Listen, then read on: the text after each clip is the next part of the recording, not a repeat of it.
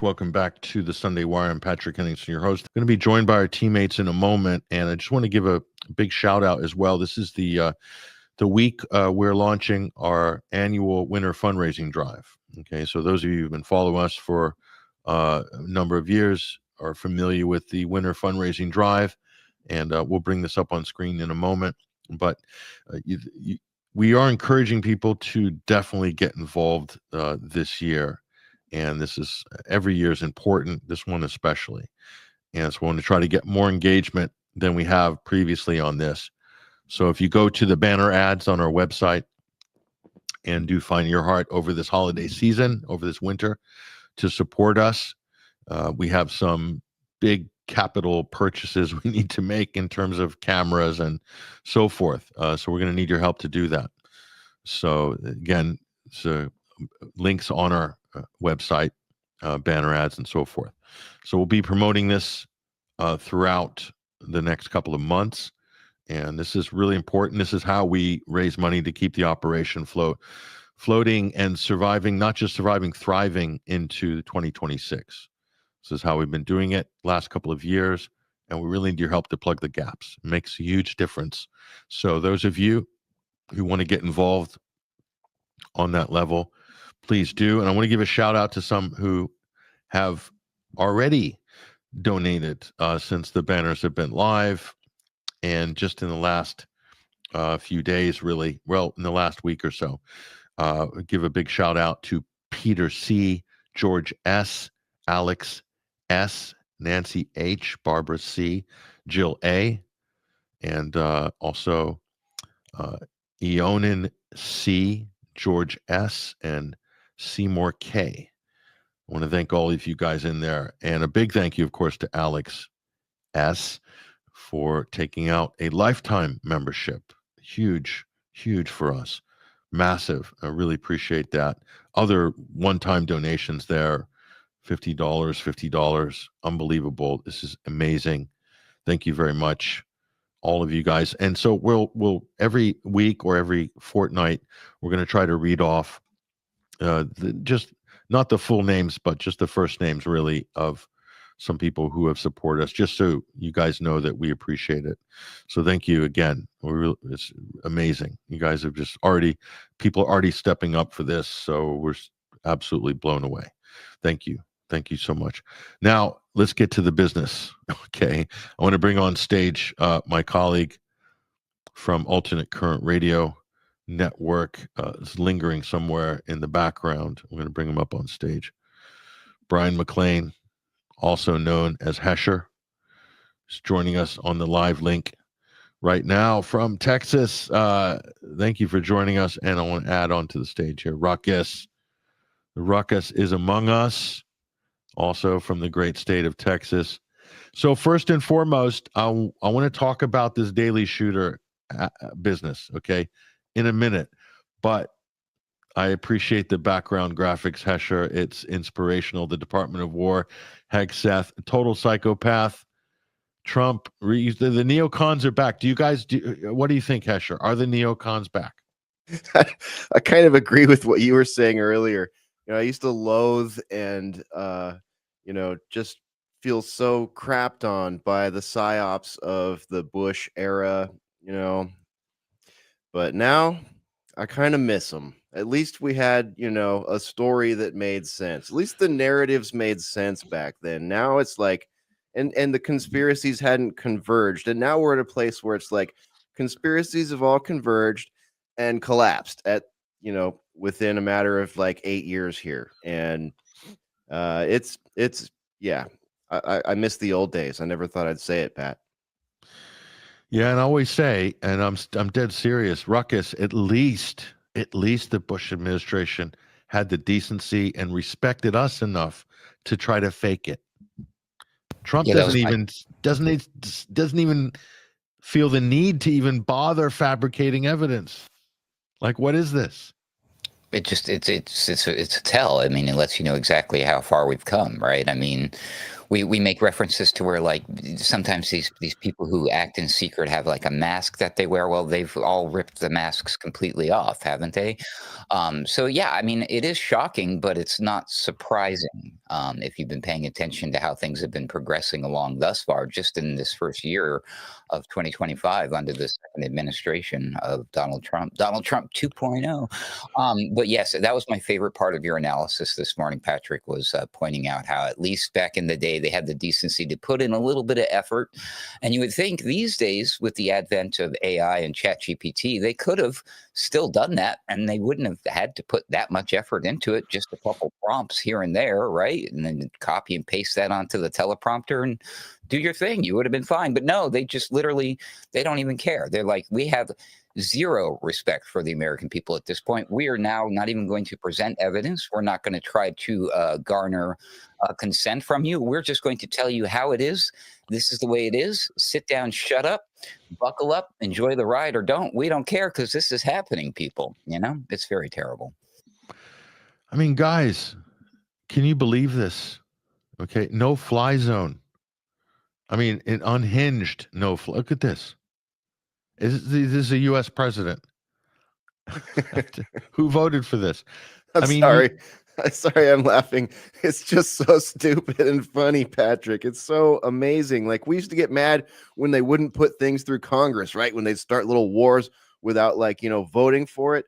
Now it's just a post on Truth Social, reposted on X. Like, there you go. There's your foreign policy. We're just gonna declare no fly over Venezuela. I mean, it's amazing. You know, the most retarded thing about his tweets is at the end he writes, "Thank you for your attention to this matter." Like with an, I mean, it's like a pathetic office email, but done in public from the president of the U.S., supposedly the most powerful country in the world, we're told. But if they're truly the most powerful country in the world, they can't be carrying on like this, because that's not how you accumulate power in the world. You do it through cooperation and getting buy-in. That's always been the secret to U.S. power. Donald Trump doesn't believe that's necessary anymore. And I think this is a symptom of a dying empire, personally. And it's the blowback from this in Latin America is going to be immense for the United States. I honestly, I don't know what to say with this. This is just next level. You know, they didn't fake it like NATO faked it. They said, oh, Gaddafi was going to kill his own people in Benghazi. No fly zone, no fly zone. And then they bombed Libya, destroyed the country. And people believed that they killed someone who was about to commit genocide. So at least the fabrication, at least they put the effort in to create a lie that half the West believes still on Libya. They believe it. It's terrible. It's a failed state. Maybe they shouldn't have done it. Shouldn't have done regime change. But Gaddafi was a killer, which he wasn't. But Trump here, what's the basis for this no-fly zone? Drugs? No evidence. Just video of speedboats. That's all I've seen so far. Yeah, ridiculous. The kind of thing that could be interdicted by a, low-level littoral cruise ship, right? Like that. If there's really a problem with said boat, fine, send, and the America has to deal with it. Then send in a dinghy, send in something, at least bring us back some fake proof that you're just wasting people. Not just for the fun of it, or just because someone asked Donald Trump to. Have you seen this report? That Hegseth, 2 guys clinging to the hull. Hegseth said, "Fire another one, kill him." I mean, yeah, unreal. How did this guy get in charge of the Pentagon? This tattoo boy. Like, how did that happen? Maybe he knew the ultimate way to stroke Trump's ego, apparently, right? I don't know, but like, this is not just look. Trump is just turning into a decrepit sort of Biden with long hair and a red hat. It's happening, unfortunately, and he's surrounded by this crazed biker come Army reservist who's suddenly running a $1.2 trillion U.S. military industrial complex, and this little narco, this sort of, I don't want to get into the Star Trek jokes at this point. Maybe we will if he runs for president, but you know what I'm talking about. I'm not going to point to the anatomical features, but it's well known. That's what it is, folks. This is it's a bit, much worse than the Bushes. In my opinion, it's even worse because these guys don't care. They've gotten off the back end of a genocide where they've given Israel carte blanche just to go on a killing rampage, gone and bombed Iran. It's now starting a war with Venezuela, threatening Canada. And we've forgot about the Canada and Greenland threats. Yeah, we're going to take Greenland. Don't forget about that. And if we go to war with Canada, that's the ultimate, like South Park predicted that one a long time ago, right? Yeah. So it's anyway. So we'll leave it there. The Ukraine thing, I don't think we need to rehash that. That story is kind of telling itself at the moment. So let's get to the juicy one, guys.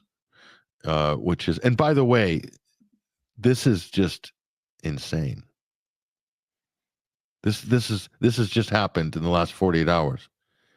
This guy imported 40 tons of Colombian uncut into the U.S. He's doing 45 years in the federal clink, and Trump has been told to pardon him by we don't know who. He said, friends that I respect told me I should pardon him. He worked with the Sinaloa cartel and the CIA. What the hell is going on here? I don't know. This is absolutely ridiculous. It reminds me of the story we covered on Boiler Room 2 weeks ago. Convicted U.S. spy Pollard arrives in Israel, welcomed by PM. Jonathan Pollard spent 30 years in a U.S. prison for spying for Israel. And back in 2020, actually, he was released, right? And went home on, what was it, one of the Adelson private jets or something like that. I can't remember who exactly escorted him, but or Epstein's. Right. Yeah, are the friends of this Honduras leader associated with Jeff McEpstein there? No, this is CIA action. That's what this is. And on this issue, people need to understand Trump and Hillary Clinton are on the same side on this Honduras issue. That's the crazy thing.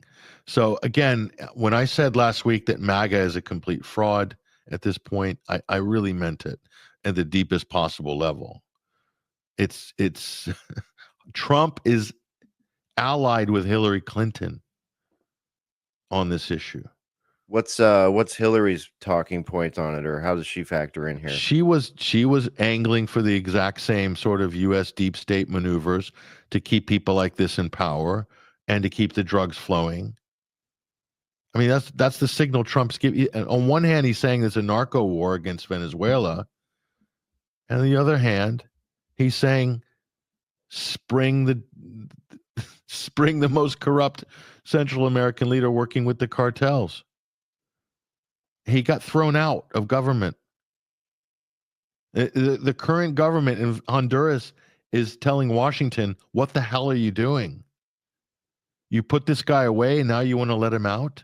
Trump wants to let him out because somebody, the cartels or somebody, has told Trump.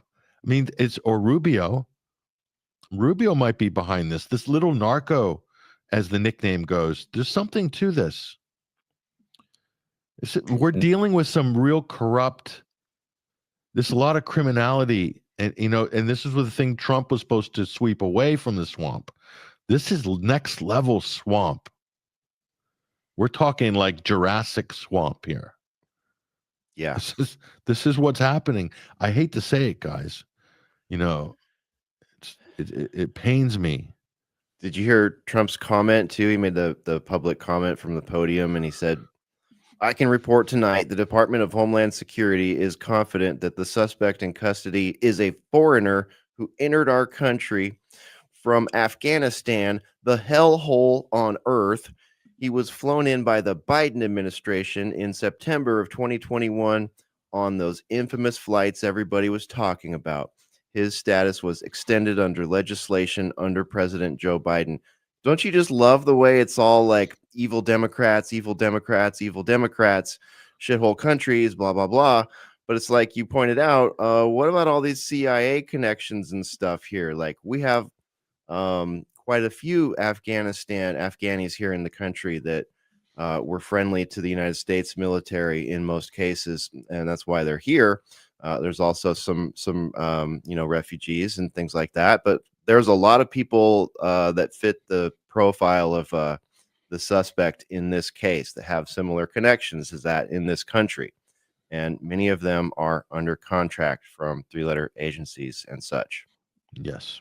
Exactly. He wasn't just some Afghan that, for Trump to give that statement out, and the New York Times, even the New York Times, how painful this was to publish for the New York Times, the pain that must have caused them. Embarrassing. I mean, to have to report this type of thing that just certainly would be buried before, but it can't because there was too many other outlets that had picked it up. Too many other outlets had picked it up. They had to run this story. And this guy was a CIA asset. He was a trained para by the CIA, our Central Intelligence Agency. This is not just any Afghan. This guy was, trained to kill. And he didn't drive from 3,000 miles from Washington State just to find somebody to stupid. This is a classic daily shooter, guys. How many times have we seen this? Drove 1,000 miles to a shopping mall in El Paso just to fire off a few rounds. Why? Because we don't know. He was living with a trans person or something. I mean, some stupid. But the parallels to this, you guys, and the Pulse nightclub are incredible. The Afghan connections. Very similar MO. But this is much higher level, because this involves a U.S. serviceman.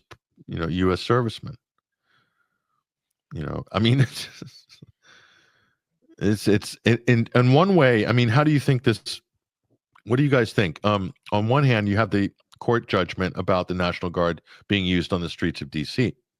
That goes against Trump, but then this assassination or this killing justifies Trump having troops on the street. Because there's, foreigners out there trying to kill us or trying to kill our boys or a woman. I mean, I didn't get to the other bit, the Google bit, which we'll get to. But what you can see, plus Trump's declaration of stopping all asylum cases immediately after this, even though this guy was not an asylum case, he was exfiltrated by our intelligence services out of Afghanistan. Clearly, obviously, he was on that list, special list. So what do you think about, do you think there are forces against Trump in the deep state involved in this, and he's taking advantage of it? They're taking advantage of it. Everyone's getting a piece out of this. Yeah, everybody's getting some. That's the thing. It feels very Pulse nightclub-esque. It's about as believable of a narrative as that one, but it has escalated to a higher level because it's not just, some fun gay bar in in Orlando, right? Near Orlando. It's our government, right? It's a National Guard member, and there's all this policy swirling around it. There's a torrent of policy that goes along with it. So in my estimation, knowing what we know, which is that we've been gaslit big time, this is a false narrative, and it has been ginned up You know, it may be a real event, but there's some stage management going on here from some of the evidence that many people are pointing out. And it's just a little too convenient, a little too Hegelian, a little too Hegsethyan, I guess. We may have to shift Hegelian to Hegsethyan. Hegsethyan. Yeah, just kill him. Finish them. Like, Finish what is this, them. a video game? Just get it done.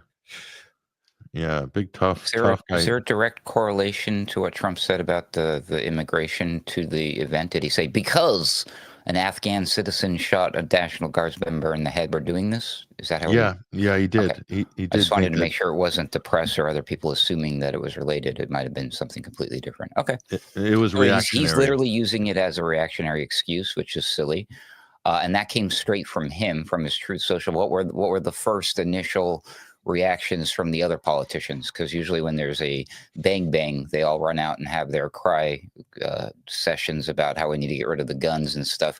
What did they immediately come out with here? Were other people talking about immigration? What's been the talking point? Because I noticed a couple that I'd like to bring up, but I want to hear what you guys have noticed. I just noticed the Republican on the Republican side immediately tied to immigration, immediately tied Muslims, immediately, etc. So that's pretty predictable. I didn't really look at the Democrat side. It didn't pop out, so I didn't spend a deep dive there. What did you find, Ruckus? Well, I noticed something very interesting. I caught it by accident, actually. I believe it was from one of these. I don't know if they're associated with Fox or they're just a cutout, but I think they're called Live Now from Fox. They're all over YouTube and everywhere and online. You can watch. I catch it every once in a while. I'll catch news and to see what they're talking about in the mainstream or whatever. But they had a guy on the other day. It was just some YouTube host guy. I don't know, but he seemed to have some sort of expertise in this topic. The guy's name was Ronald Chapman, was the guest that was on this program when they were discussing this. And the talking point going on was about whether or not the National Guards member who had died, Sarah something, had been activated and was therefore a federal employee of some sort. They were leaning into whether or not this means we can go with the death penalty. They were really pushing hard a discussion about capital punishment. And I found that very interesting and very early on to all of this, because that was on Black Friday is when I caught that video. So that was just a few days after the event had taken place. We still don't know a lot about what's going on, about the motive, which is the next thing I'm going to bring up. But they were really talking about, can we execute this guy? Can we get this guy? Like, I was like, wow, what a very strange, bizarre, dark talking point to be having, you know? Yeah. So it struck me and I was like, I want to make a note of this and talk about it on one of the programs. And then just today, I caught another Live Now from Fox thing. They had a retired NYPD officer by the name of, I took notes, Jillian Snyder. I don't think she's like a well-known expert or anything, but she was on and she said the quiet part out loud. And I'm like, aha, there it is. The Palantir type of thing. They're all discussing about the motive and how we can determine the motive. And it's going to be easy, apparently, according to this retired NYPD officer, to determine a motive as we determine the electronic breadcrumbs that are discovered along the trail of this 3,000-mile trip. So they already want to dig in to discover the motive based on what was this guy tweeting? What was he looking at? What was, you know what I mean? Like all this weird stuff. Like I'm like, this is all very, very strange things that I don't normally hear about after these events. So I think there's an angle there. Capital punishment, I think we haven't executed anyone federally since 2021. It was gone for a very long time until Trump brought it back under his first administration. Timothy McVeigh, that's when they brought it back for McVeigh, right? Yeah. Right, well, back then, but I mean, Oklahoma there was a moratorium. City. There was a long time where they didn't do anything. Then Trump brought it back under his first administration, and I think they executed 13 people. And then there's been nothing. There's been nothing since 2021, and I think they're chomping at the bit. I mean, dude, Pete Hegseth, he's like, finish them. Now we get to see videos of human bodies being blown out of the water, courtesy of the American taxpayers. We have to own that, people, on the world stage. We just committed murder in front of the world. This is just shocking to me. So maybe a lot of this stuff is to distract Patrick from what's going on, but there's so many angles to this, and it serves so many, if it was only a distraction, that would be wonderful. Unfortunately, there's real outcomes tied to this. Now, you guys know about James Lee, who's one of the best kind of social media journalists and debunkers and so forth. Okay, great respect for. He's been on the show before. Great respect for James Lee. James posted some interesting couple of videos I'm going to share with you. Very interesting, and raises some very disturbing questions. And again, when I say Israeli involvement, it's not unwarranted. And you have to understand what we're dealing with here, folks. And I don't think people, well, you got to start appreciating the manipulation of U.S. domestic and foreign policy and the role of foreign actors in the U.S. story and how this gets done. Okay, let's bring James up on screen for a moment. You go to his X account there, 5149 James Lee. And he's saying here, and this was posted on the 27th, okay? He's saying, DC shooter update. Google Trends show a small spike in traffic for Rahman Ullah Lakanwal, I think that's his name, on the 20th, 6 days prior to the attack. Then again on the morning before the attack, another spike. Okay, I'm gonna play this video. I'm gonna get your guys' comment on this, but let me just cue this up. This is James Lee. Fantastic work by James Lee again. Listen to this. 2 National Guard members were shot today, November 26, 2025, in what they're calling an ambush-style attack just blocks from the White House in Washington, D.C. Now, the suspect, they tell us, is a 29-year-old Afghan national named Rahmanullah Lakanwal. Police are saying he was a quote-unquote lone gunman who ambushed the National Guard. Now, here is where things get weird. Just a few minutes ago, I went on Google Trends to do a little research, and it looks like on November 20th, 2025, which is 6 days prior to the attack, there was a very small but noticeable spike in searches for one Rahmanullah Lakanwal originating from the DC area. I then zoomed in to see what the search activity was for just this past day. And wow, would you look at that? A massive spike in searches for Lakanwal in the wee hours of November 26, 2025, the day of the attack. A spike that dwarfs the number of searches for Lakanwal even after news of the shooting broke later that afternoon. This is all very strange, right? Why would people have been searching for Lakanwal's name a week prior to the attack? Not only that, a massive spike in the wee hours of the morning, the day of the attack. It just doesn't make any sense. Now, the other bit of context that I'll add is that on November 20th, 2025, which is the same day Lakanwal's name shows up for the first time in Google searches, a judge ordered an end to Trump's troop deployment in DC, calling it unlawful. Now, could all this somehow be related? You let me know. What do you think, guys? Is this related? It's got anything here? I mean, what would happen if I said, no, this is a coincidence. There's not enough there for me to consider it. Like, I mean, how do you even, I guess people might say that to themselves, but I don't see how. I really don't. I mean, yes, it's, it's not a smoking gun, but I mean, it's something. If you presented this to a mainstream media reporter, what would their response be? It would go straight to the weather, wouldn't they? Yeah, or they would, like, if they had enough time to prepare it, they would look at his Twitter feed and our Twitter feeds and say, oh, you're the same people that said X and Y and Z and Alpha and Omega about this. You're and an that. anti-Semite. Yeah. Yep. Whatever. Yep. All that. Yeah. Conspiracy It would have theorists. to be an ad hominem attack that's not related at all to the information being presented. You're correct. Yeah. So that's James Lee. Now, that's that one. And he has another video, I think, that really sums up, it just kind of wraps it up. I'm going to play that in a moment right now. But let me just decommission that one. And then we're going to add the next one onto the stage right now. So this is I think the following day or later that day, this is a nice little wrap-up video by James Lee that really puts things into the frame properly here. I want to share this with you guys. Listen closely. Again, let me bring this up. I think It's this one. Yes. Here we go. Bring this up here. Yeah, here we are. Here we are. Okay. Next one. This is again James Lee. Great work. Great job by James Lee here. And I There think is a massive spike. yeah. There is a Watch and listen closely. There is a massive spike in searches for Lochinwall in the wee. Let me just restart that. Massive spike in searches for Lochinwall in the wee hours of the morning of November 26th. Once again, that is the day of the attack.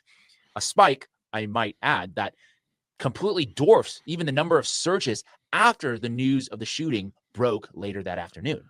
Here is a screen recording that I took just to make sure the evidence is preserved, which, by the way, has already been wiped by Google. Of course, the question still remains, why would there have been people searching for this guy's name a week prior to the attack, and then another massive spike in the early morning hours the day of the attack?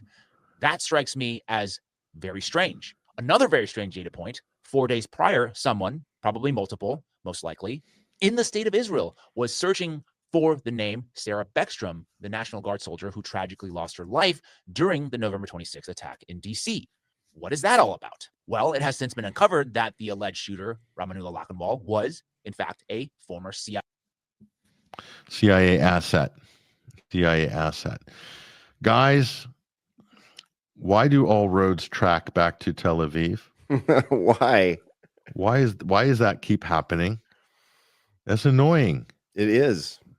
I'm sick of it. Frankly, I'm sick of it. I'm, like, is us noticing that? Is that antiseptic? Yeah, it depends who you ask, I guess. Antiseptic. I think there's a larger and larger amount of Americans that are, independent, center right, center left, all over the map that are wondering, am I antiseptic right now? Because this is insane. James has noticed the Google searches, which Google wiped. Yeah. He screen recorded them. Great job. But by noticing this, does that make James antiseptic? I'd say yes. I mean, if I was to put myself in the shoes of those that call that name, yeah, absolutely. The ADL must be like having kittens at the moment. Mm-hmm.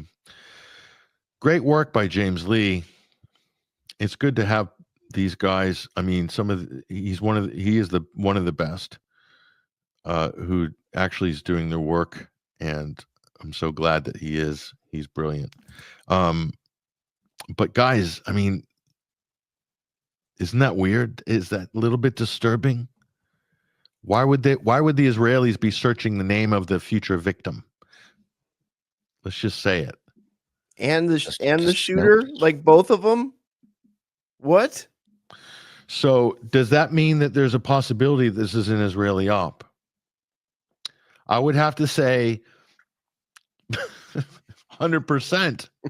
I mean, it has to be 100%. You have to suspect they're on the short list for suspects based on not circumstantial evidence, but it's not a random event. It's not a random event.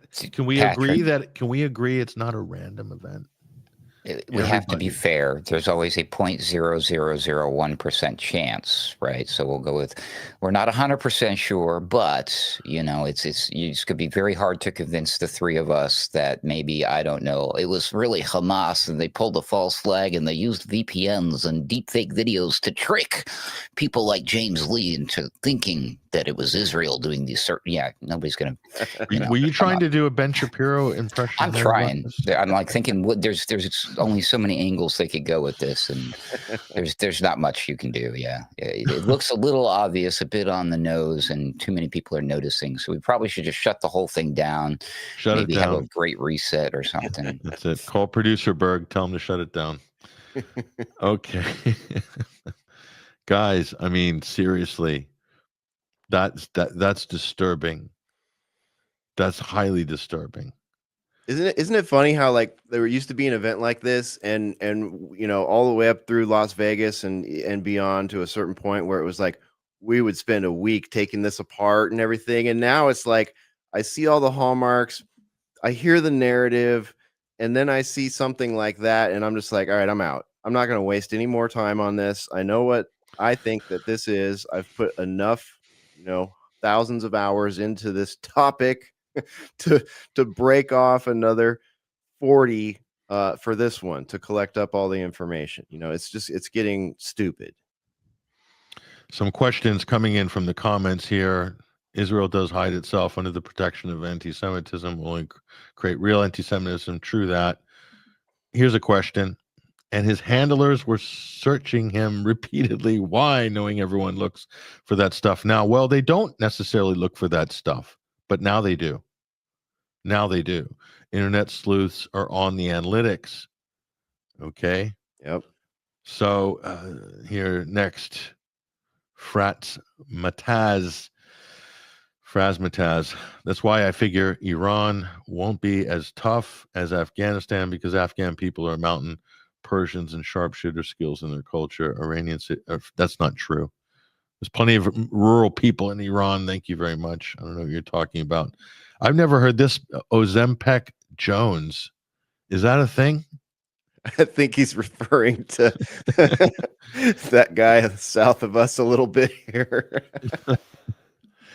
Here we go. Is James anti-semantic? I like that.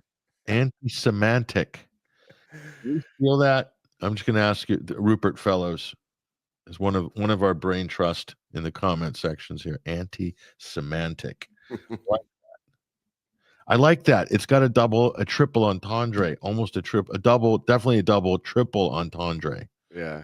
That is excellent. Excellent contribution to our discourse. Thank you very much. And here we go. Oh my goodness. Here, hold on for a minute. Yeah, and yet Fauci, Gates, and Bibi, etc., still sucking in the oxygen. Go figure. Fauci, you guys, if you're still ruminating about Anthony Fauci, please just give it a rest. Okay, he's retired. The white coat. And Bill Gates, Bill Gates is practically capitulating on climate change at the moment. I mean, those battles have been fought and won, in my opinion. Just saying, guys. Here we go. Mossad did ops like this in the UK. Annie Machon and other whistleblowers have testified to that effect. Yep, of course. So here we go. Ooh, what's this? When that jet they used to hit Yemen crashed in Washington during training. Ouch. Did that happen?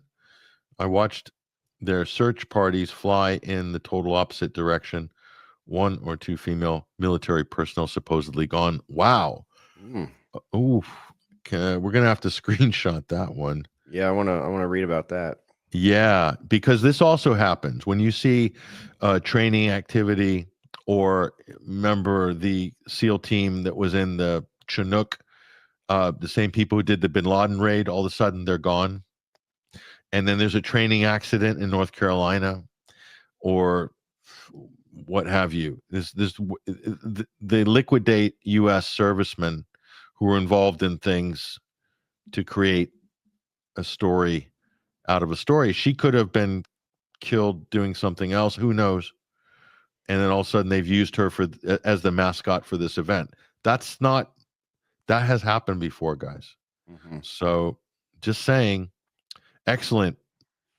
Dana Doe, excellent observation. Thank you, Dana.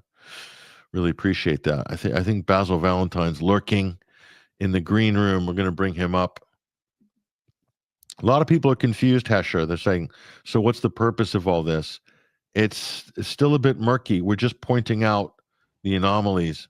Let me bring Basil Valentine up here as well. Here we go. Thank you.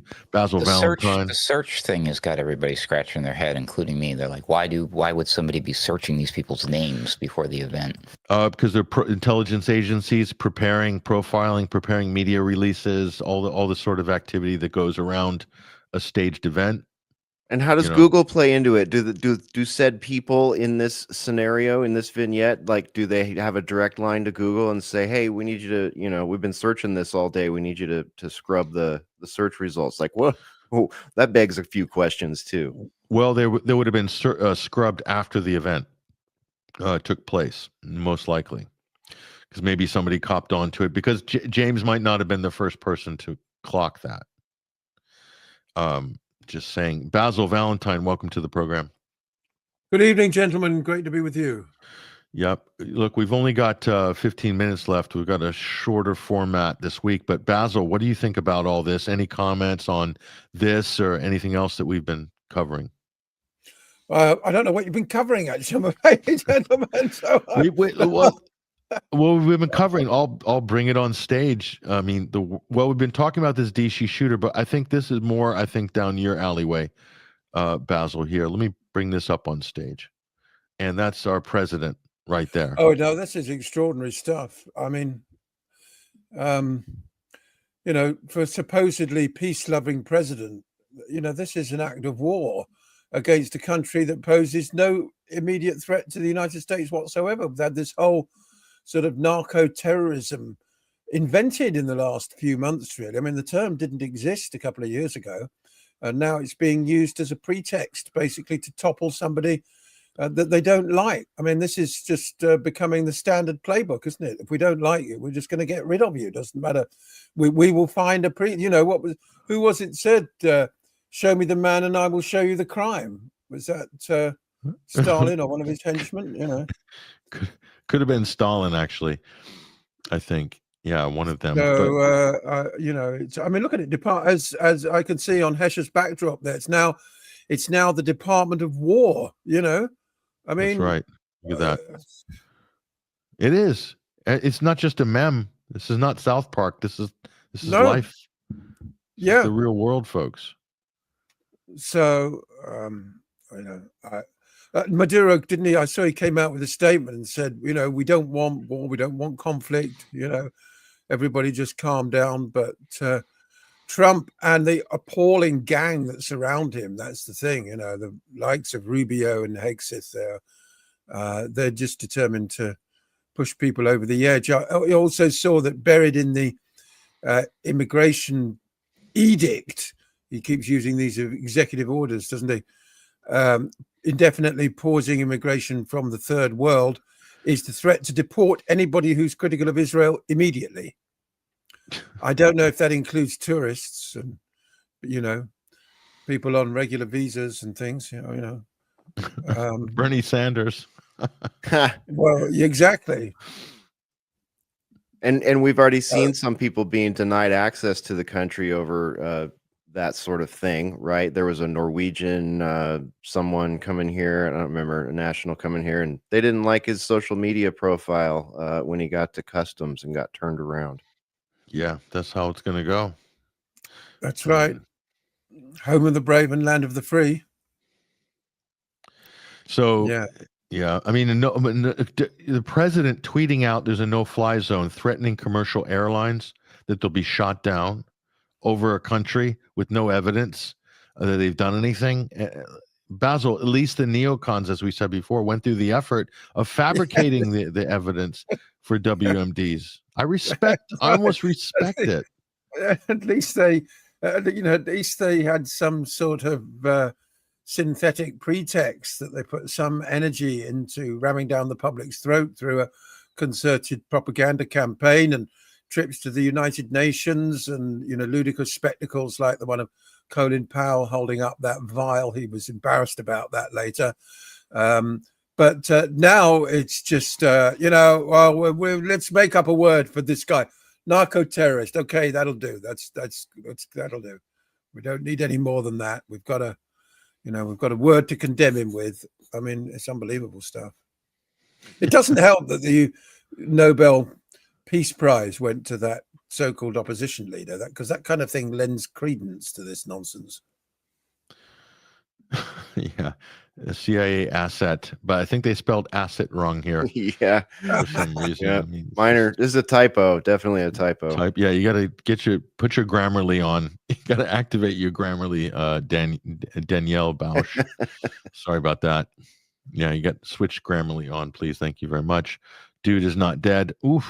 There we are. Oh, the plot thickens, doesn't it? Just like Kirk. There we go. nice synonymous transition there to Charlie Kirk, ladies and gentlemen. And so, yeah, it's pretty unbelievable. Well, So, are we witnessing, is this the end of the neocon empire? Are these its dying days? Because surely, whoever comes in after Trump can't be as much of a lunatic or as beholden to Tel Aviv as he is. Even if it's J.D. Vance, people are saying that squaring up for Vance v. Rubio, for the Republican nomination, and people like Nick Fuentes and the Groypers are going to hold Vance to account and force him to distance himself from Israel, or they won't support him.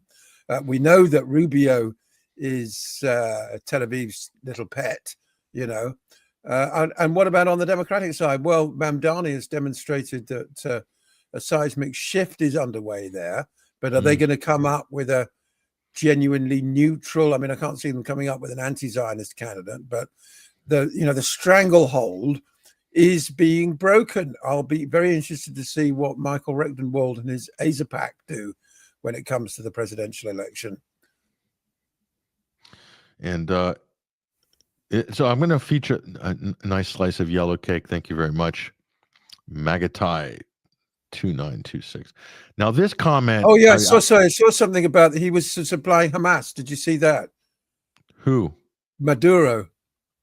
So, yeah, there's garbage comments. They're trying to link him to Hamas now. It's Hamas is kind of tied up in Gaza underground, trying to survive a blitz and a genocide. I mean, this idea in U.S. media that Hamas is lurking around south of the border is just retarded. Okay, and Hezbollah, it's retarded. And I'm going to say this is a retarded comment here. Narco jihadist terrorists. Venezuela is apparently helping both Takfiris and Takfiris' enemies. I mean, what are you talking about? Takfiris in Venezuela? I don't think so. Okay, it's not happening. In fact, those types of people are not welcome in countries like Venezuela. I don't know if you've seen this, but nor are they welcome in Russia. Okay, or Hungary. So there's a lot of propaganda, unfortunately, that's made its way, especially into the right wing, in the low IQ quarters of the right wing. Basil, go ahead. Sorry. Well, I was just going to say, I'm just seeing a report that Trump is considering exiling Maduro to Turkey, highlighting the mutual trust between Maduro and Erdogan, believe it or not. No chance. I'm not kidding. They want to try and export him over there. Did you see Maduro handing out automatic weapons to his citizens, Hesher? Yes, I did. So it's a big 2A country. Yeah, Venezuela, yeah. Big 2A country. I mean, they might need a militia right about now too. Kind of deregulated firearms policies there, a little more than in the United States, right? I mean, yeah. So it's not bad. I mean, gosh, unbelievable. And it's over a year ago now, but of course, Maduro has declared himself to be an anti-Zionist. So therefore, he's in the crosshairs. Simple as that. As I would imagine is the president of Colombia, possibly Luis Ignacio da Silva in Brazil as well, who's certainly lukewarm about Zionism and has just locked up Bolsonaro for the next 30 years, the ultra-Zionist. They'd dearly love to see the whole of South America follow in Argentina's insane footsteps. Oh, yeah. Milikowski in Argentina, related to the Netanyahus, apparently. Yeah. Powell also reported the ricin plot, basically spreading castor oil on a car door handle. And it's ridiculous, I know. But look at this one, you guys. Israel wanted Rubio. It's true. Mayor Madelson wanted Rubio as Trump's VP pick, but Trump knew that would be instant assassination ticket. How about that? It's true. Where have we heard that one before? It's true. Yeah. Rubio. Was that before or after Butler? That would have been after Butler. And Well, you we take already, that one he seriously, was wouldn't you? protected by then. He wouldn't have to worry about that. Was he? Depends who's making the threat. So, hello, Patty. Great stream. Love from Ireland. Thank you. We love the Irish. Lots of love back to Ireland. You guys are amazing. Where there's a big dispute over the renaming of a city park in Dublin. I don't know if you've heard about this, gentlemen. No. A city park in Dublin is called Chaim Herzog Park, after the former president. Named after the former president of Israel and father of the current president. And Dublin City Council want to rename it. Yeah, good Chaim idea. Herzog has links to Ireland, so of course they're absolutely jumping up and down about that. But they should name it Yasser Arafat Park.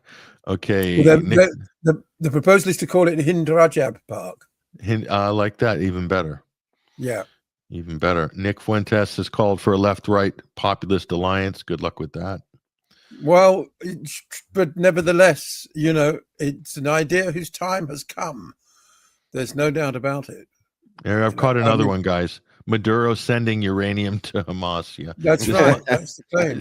That must be a joke, right? No, gotta be. No, that must be. Well, of course, it is a joke, but it's being presented as a fact, or an accusation at least. Unbelievable. Wow, guys, it just gets worse and worse. It's a Republican from Florida who has made this claim.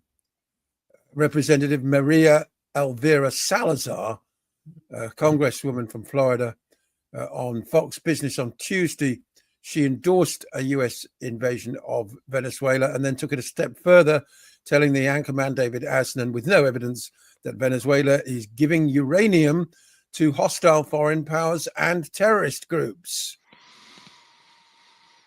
It's probably an ex-Cuban, lost loads of a wealthy Cuban exile, lost tons with Castro, still bitter, still lobbying the U.S. government, probably all Zionists. Crumpets, yellow cake, and tea. That's right up your alley, Basil. Little English motif there. So, guys, we'll leave it here. These are the three big stories that we chose to focus on this week. Appreciate your contributions on this. There's a lot more to say. I think we'll start doing some research and see what we can come up with. I might even tap some of our old colleagues to see what they're noticing as well. Keep an eye on James Lee's feed for more on this as well. And thanks, all you guys. Final comments. We're going to wrap it up. Again, shorter format this week. Hesher, go ahead. Yeah, thanks for having me, Pat. The events of the week are just, flabbergasting per usual. So it's great to be here to go over them with you guys, my fine friends and colleagues, and everybody out there watching and listening. Very much appreciate it. The most recent episode of Boiler Room is up at Alternate Current Radio. We did it Friday night on Black Friday, and we called it Whack Friday, Radiated Shrimp, Overtime Secrets, and the Tech Wife Mafia. So we had a pretty fun conversation on Friday there. Thanks, Elvis. Yeah, please check us out over there in the Boiler Room. We'd like to have a little bit of fun while we grind through the atrocities and events of the week. And you can support us at alternatecurrentradio.com/support, all that good stuff. Thanks for all the great comments and chattings and stuff, everybody. And we'll do it again next week. Tech Wife Mafia. Is that what you said? The Tech Wife Mafia. That's right. That sounds positively frightening, quite frankly. It is. It's very illuminating. Tech, oh gosh, mush. Absolute mush. Go ahead, Ruckus.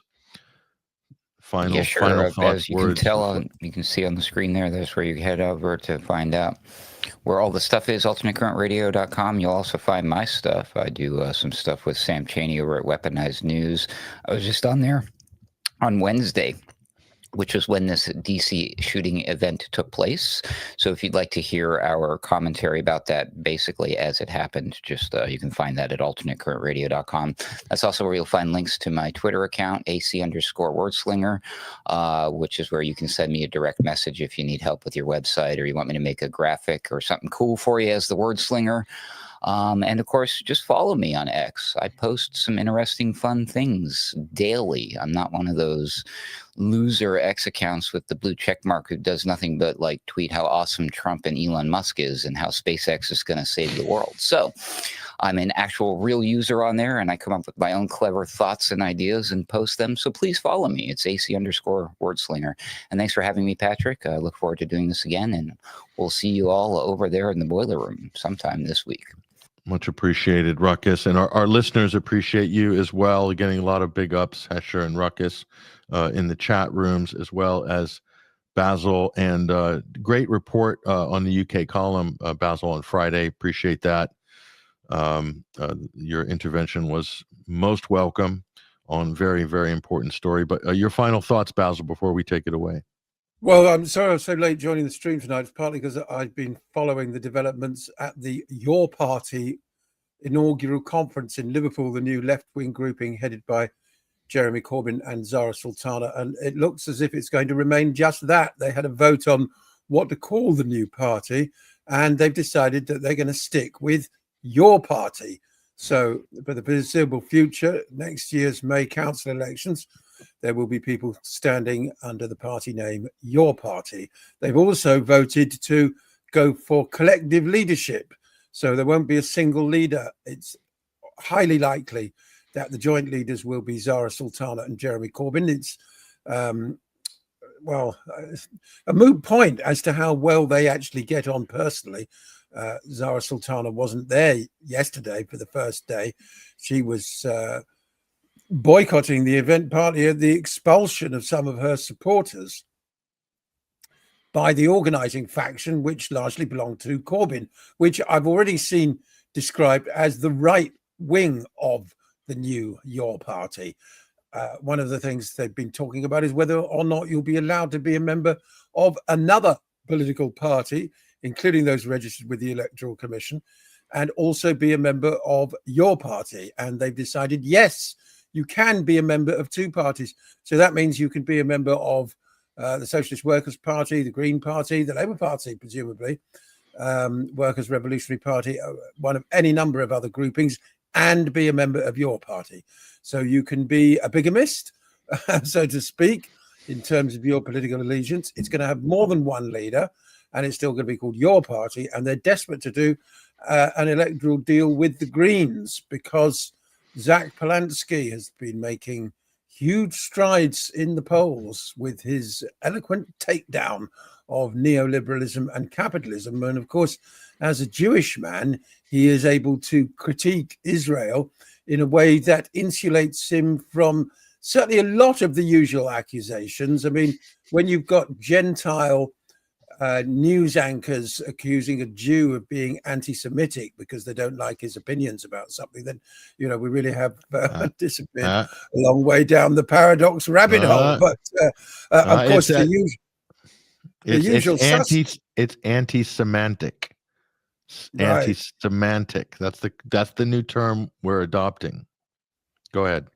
Well, I was going to say the usual suspects, of course, totally disregard the fact that he's Jewish when accusing him of anti-Semitism, although it is extremely embarrassing, not only for them, but for a British establishment and a media which pretty much refuses to acknowledge even the existence of anti-Zionist Jews. So things are really getting shaken up in British politics. And yes, Patrick, the persecution of members of the British medical profession, in particular by the Zionist lobby, for speaking out against the atrocities in Gaza, or in the case of Dr. Ghassan Abu Sito, simply doing their job and tending to the seriously wounded in Palestine. Well, it's an ongoing story. There's a big fight underway, and one that is set to continue, with the lobby firmly, it's got its grip on the British government, and they're trying to sort of stamp out any dissent. You've got to be 100% pro-genocide, or you're not a good doctor. That's right. That's right. That's the best career move right there. That's right. Let me make a caveat as well to the censors. When Basil says Jew, really means Mormon. Okay, just want to get that clear to everybody. Obviously, it's code, so I'm just clarifying that. Thank you, Basil, for that great analysis, which is completely politically correct. Ladies and gentlemen, guys, thank you very much. Lot to digest. Obviously, things are heating up before Christmas, as we knew they would, and we're so glad that you're here to analyze all this crazy stuff, to help us sift through the madness, as it were. Thank you, Hesher, Bryan McClain, Ruckus, Adam Clark, Basil, Valentine, joining us from the south coast of the beautiful England. Thank you, guys. Really appreciate it. That's all we've got time for. That has been the Sunday Wire. There's our team, folks. Stellar and stunning as usual. And thank you, Elvis in Vegas. Winter fundraising drive is here. Let's get the best platform bigger. Thank you so much for that. We're glad that you think so. And hopefully you guys will see it in your hearts to support us during this winter fundraising drive. We'll bring that up on screen again. That's what's happening as we speak. And if you just go to the donate section through that link, we will be tarting this up in the next couple of days, but it will take you to that page. And that has all the different options and different ways you can support us. So that will become more of a winter-themed sort of page with a little bit more information on it this year. And again, we read off some of the early donors. Thank you, guys. Really appreciate it. We'll do that every couple of weeks. And so that's all we've got time for today. I'm Patrick Henningsen, your host. This has been the Sunday Wire. This is episode 571. Thank you for your support. And thank you for joining us. All of our readers, listeners, viewers. It's been great, and hope to see you again during the midweek and also next Sunday. Go to 21stcenturywire.com for daily reports and analysis. It's all up there right now. We'll see you guys soon. Take care. All the best. Bienvenido a acompañar esta tarde y no podría ser la excepción. El partido Fuerza, Fuerza. Fuerza, Fuerza. Se vive hoy. Se vive esta manifestación desde el corazón y las entrañas de un pueblo. Por eso hoy queremos recibir a ese líder, a ese caballero. You are the revolution that you've been waiting for. You are the revolution that you've been waiting for. You are the revolution that you've been waiting for. You are the revolution. You are the revolution. You are the revolution. You are the revolution that you've been waiting for. You are the revolution. You are the revolution. You are the revolution that you've been waiting for. You are the revolution.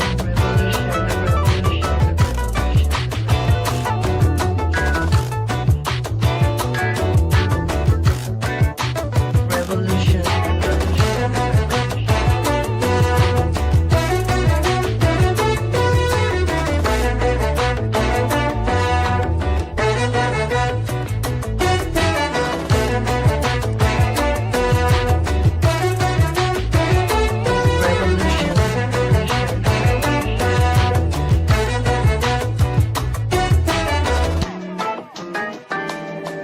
When you're tired of being just a commodity, you are the revolution.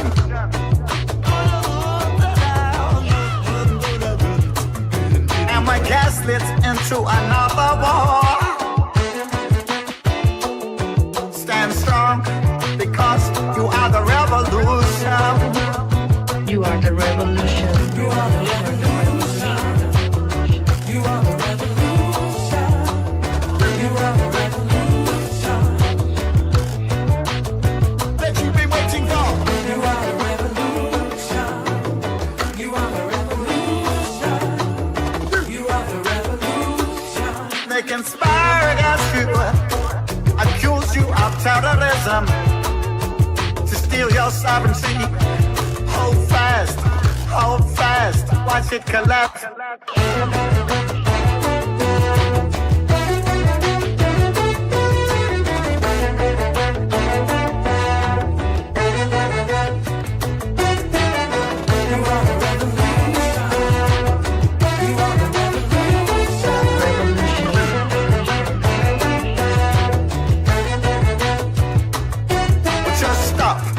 I know that we still have the power.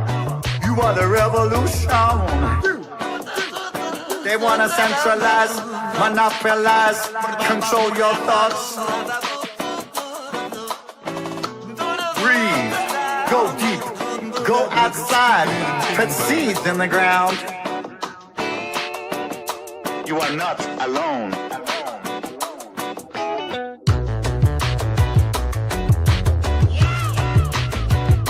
You are not alone. You are the revolution that you've been waiting for. You are the revolution that you've been waiting for. Alone. You are the revolution that you've been waiting for. You are the revolution. You are not alone.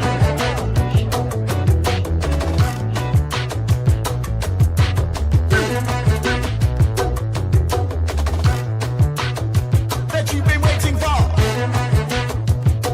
Oh, hi. Is this a train to the revolution? Why, yes, my lady. And you're right on time.